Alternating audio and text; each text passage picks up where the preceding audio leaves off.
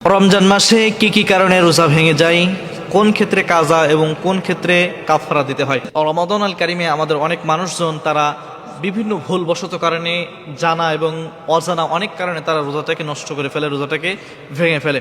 তো আসুন আমরা প্রথমে জানি কোন ক্ষেত্রে কাজা বা কাজাটা কি এবং কাফারাটা কি, এটা একটুখানি বিস্তারিত জানার চেষ্টা করবেন ইনশাআল্লাহ।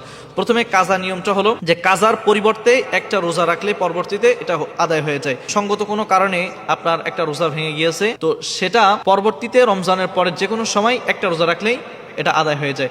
আর কাফারাটা হলো আপনাকে তো একটা রোজা রাখতে হবেই, এরপরে যদি সমর্থন থাকে তাহলে ৬০ জন মানুষকে ২ বেলা আপনাকে খাবার দিতে হবে।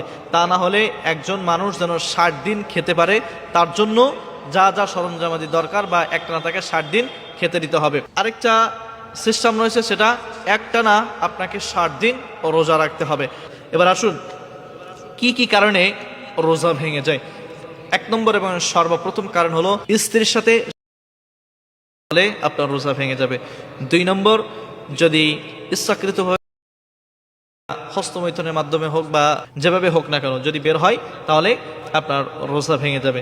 আরেকটা বিষয় রয়েছে, সেটা হলো যদি ইচ্ছাকৃতভাবে পানাহার কেউ করে তাহলে রোজা ভেঙে যায়। তবে কিছু কিছু ফোকাহে একরাম তারা বলেছে যে ইচ্ছাকৃতভাবে যদি পানাহার করে বা যদি খেয়ে ফেলে তো সেক্ষেত্রে পরে কাজা আদায় করলে হবে। তবে অধিকাংশ ফোকাহে একরামের মতে হলো যে কাজা না কাফারা আদায় করতে হবে। এবং অন্য একটা হাদিসের ভিতরে আসছে, নবী করিম সাল্লাল্লাহু আলাইহি ওয়াসাল্লাম বলেছেন, যে ব্যক্তি ইচ্ছাকৃতভাবে একটা রোজা ভঙ্গন করলো এবং সে যদি পরবর্তীতে সারা বছরও রোজা রাখে তাহলে ওই যে রোজার যে ফজিলাত, এটা এই হকটা কখনো আদায় হবে না, রোজার ওই হকটা কখনো আদায় হবে না।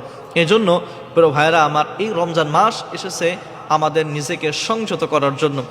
২টা বিষয় মানুষের সংযত করতে খুব বেশি সমস্যা হয়, একটা হলো ক্ষুধা আর একটা হলো নিজেদের যে। এজন্য রমজান আসার আগেই এই ২টাকে নবী করিম সাল্লাল্লাহু আলাইহি ওয়াসাল্লাম এবং আল্লাহ তাআলা বলেছে এই দুটোকে তোমরা সংযত করো। এই দুটো যদি সংযত না করতে পারো রমজান তোমাদের জন্য ভালো ইফেক্টিভ হবেই না।